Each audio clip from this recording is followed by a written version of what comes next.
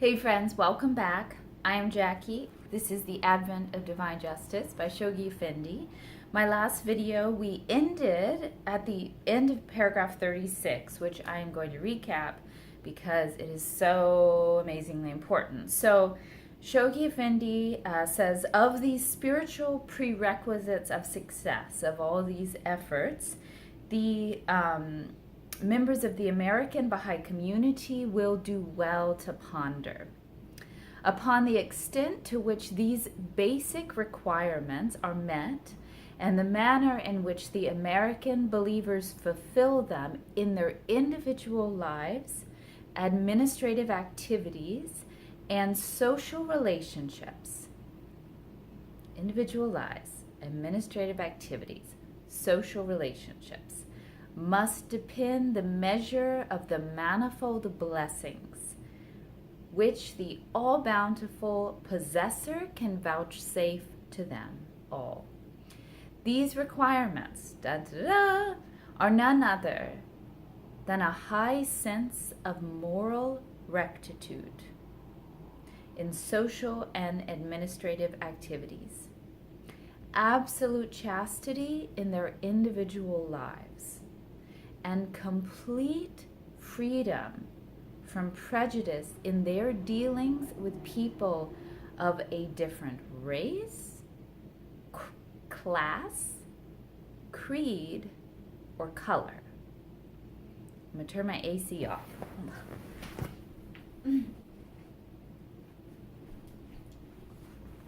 I just want to make sure you can hear me as well as possible. So that was the end of paragraph 36. Now 37. Okay. The first is specially, though not exclusively, directed to their elected representatives. And what's the first? High sense of moral rectitude in their social and administrative activities.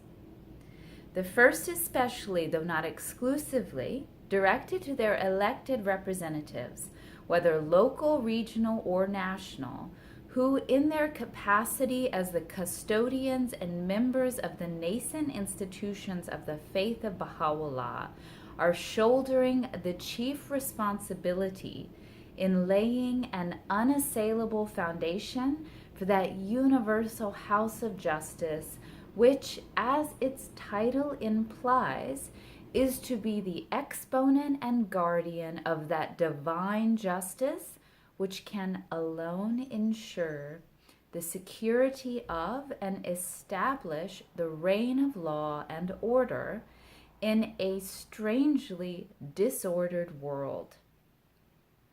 The second, what's the second? Absolute chastity in their individual lives. The second is mainly and directly concerned with the Baha'i youth, who can contribute so decisively to the virility, the purity, and the driving force of the life of the Baha'i community, and upon whom must depend the future orientation of its destiny and the complete unfoldment of the potentialities with which God has endowed it. The third, what's the third? Complete freedom from prejudice in their dealings with people of a different race, class, creed, or color. The third should be the immediate, the universal and chief concern of all and sundry members of the Baha'i community, of whatever age, rank, experience, class, or color, as all with no exception must face its challenging implications, and none can claim, however much they have progressed along this line, to have completely discharged the stern responsibilities which it inculcates. I'll be very curious for you guys to feel free to leave comments just about your own experiences of this. I know that I certainly struggle with my own prejudices, but having been raised a Baha'i, I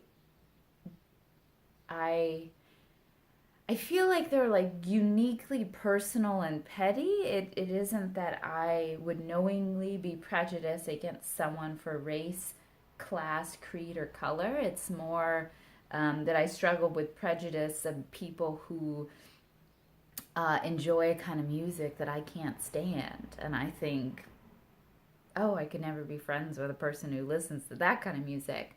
Or people who, I see not feeding their children healthy food. Things like that, as I repeat, are very uniquely personal and almost petty.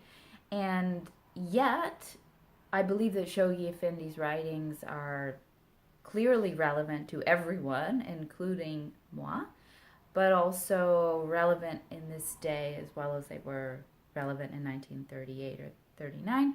So it's really forcing me to really reflect about what my role is in this and what maybe I've been blind to in my own interactions, because he really emphasizes this a lot. And I didn't know it was something I struggled with. And I wonder if any of you have similar or opposite experiences and what your thoughts are about that prejudice, the recipient or the, what's the opposite of recipient?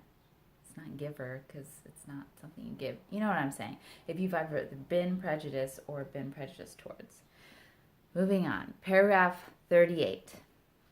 A rectitude of conduct, an abiding sense of undeviating justice, unobscured by the demoralizing influences which a corruption-ridden political life so strikingly manifests.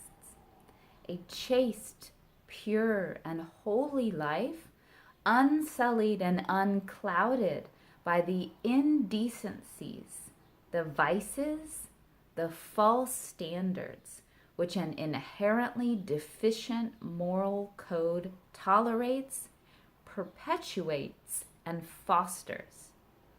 A fraternity freed from that cancerous growth of racial prejudice, which is eating into the vitals of an already debilitated society. Eating into the vitals of an already debilitated society. These are the ideals which the American believers must from now on individually and through concerted action strive to promote in both their private and public lives. Ideals which are the chief propelling forces that can most effectively accelerate the march of their institutions, plans, and enterprises that can guard the honor and integrity of their faith and subdue any obstacles that may confront it in the future.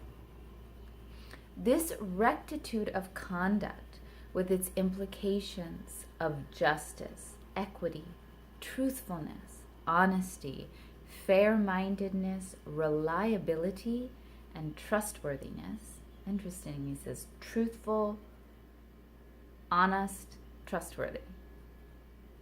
Must distinguish every phase of the life of the Baha'i community. Quote, the companions of God, Baha'u'llah himself has declared, are in this day the lamp, no, the lump that must leaven the peoples of the world. They must show forth such trustworthiness, such truthfulness and perseverance, such deeds and character that all mankind may profit from their example. I swear by him who is the most great ocean, he again affirms, within every breath of such souls as are pure and sanctified, far-reaching potentialities are hidden. Within the very breath, far-reaching potentialities are hidden. So great are these potentialities that they exercise their influence upon all created things.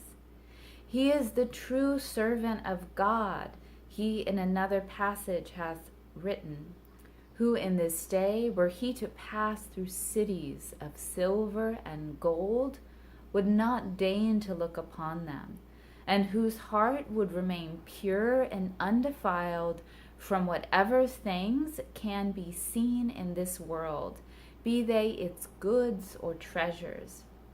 I swear by the Sun of Truth, the breath of such a man is endowed with potency, and his words with attraction.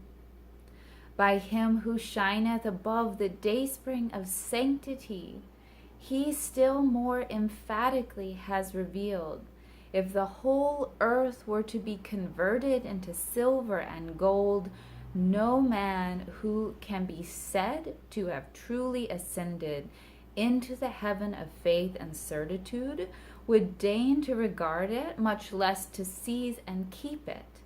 They who dwell within the tabernacle of God and are established upon the seats of everlasting glory will refuse, though they be dying of hunger, to stretch their hands and seize unlawfully the property of their neighbor. Now listen, however vile and worthless he may be. The purpose of the one true God in manifesting himself is to summon all mankind to truthfulness and sincerity, to piety and trustworthiness, to resignation and submissiveness to the will of God, to forbearance and kindliness, to uprightness and wisdom. His object is to array every man with the mantle of a saintly character, and to adorn him with the ornament of holy and goodly deeds. We have admonished all the loved ones of God, he insists, to take heed lest the hem of our sacred vesture be smirched with the mire of unlawful deeds, or stained with the dust of reprehensible conduct. Cleave unto righteousness, O people of Baha, he thus exhorts them. This verily is the commandment which this wrong one hath given unto you, and the first choice of his unrestrained will for every one of you. A good character, he explains, is verily the best mantle for men from God.